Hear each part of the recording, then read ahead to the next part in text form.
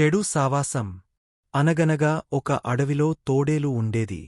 అడవిలో జంతువులను చంపి తిని ఆకలి తీర్చుకునేది. ఒక్కోసారి మాత్రం ఎంత వెతికినా దానికి ఆహారం దొరికేవి కాదు. అలాంటప్పుడు అది రాత్రిపూట అందరూ నిద్రపోయే సమయంలో ఆ అడవికి దగ్గర్లో ఉన్న గ్రామానికి వెళ్లి మేకల్ని చంపి అడవికి తెచ్చు మని తింటూ ఉండేది. తోడేలు చేసే పనులను ఆ అడవిలో ఉండే ఒక కోతి కుతూహలంగా గమనించేది. ఆ విషయం తెలుసుకున్న తోడేలు తాను చేస్తున్న పనుల గురించి కోతికి గొప్పలు చెప్తుండేది. యజమానులకు తెలియకుండా మేకలను ఎలా చంపుతుందో కోతికి వివరించి చెప్పిరి.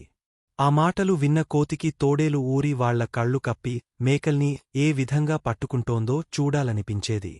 ఒక రోజు కోతి, నువ్వు నా గ్రామానికి వెళ్ళేటప్పుడు నన్ను కూడా తీసుకెళ్తావా? నీ పనితనం చూడాలనుంది అని తోడేలును అడిగింది. దానికి తోడేలు, ఈ రాత్రికే నిన్ను తీసుకెరుతారు, సిద్ధంగా ఉండు అని చెప్పింది. తన ముచ్చట తీరబోతున్నందుకు కోతి చాలా మురిసిపోయింది. ఈ లోపల తమ మేకలు అప్పుదప్పుడు మాయమవుతుండటాన్ని ఊరివారు గమనించారు.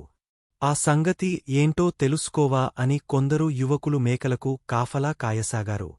ఆ విషయం తెలియని తోడేలు కోతితో కలిసి ఆ ఊరిలో ప్రవేశించింది. మేకలను తినడానికి వాటి దగ్గరకు తోడేలు వెళ్లటాన్ని ఆ యువకులు గమనించారు.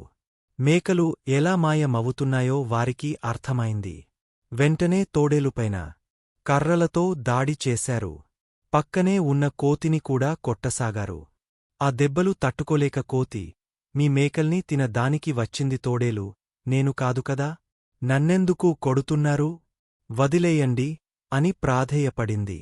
తోడేలుకి సహాయంగా వచ్చిన నిన్ను ఎలా విడిచిపెడతాం అంటూ ఇంకాస్త గట్టిగా కొట్టసాగారు ఆ యువకులు. తోడేలు వైపు తిరగగానే కోతి నెమ్మదిగా అక్కడినుంచి తప్పించుకొని బతుకు జీవుడా అనుకుంటూ అడవికి చేరుకుంది. దొంగతనం చెయ్యడమే కాదు, దొంగ పనులు చేసేవారి పక్కన ఉండటం కూడా తప్పే, ఇంకెప్పుడు ఇలాంటి బుద్ధి తక్కువ పనులు చేయకూడదనుకుంటూ లెంపలేసుకుంది.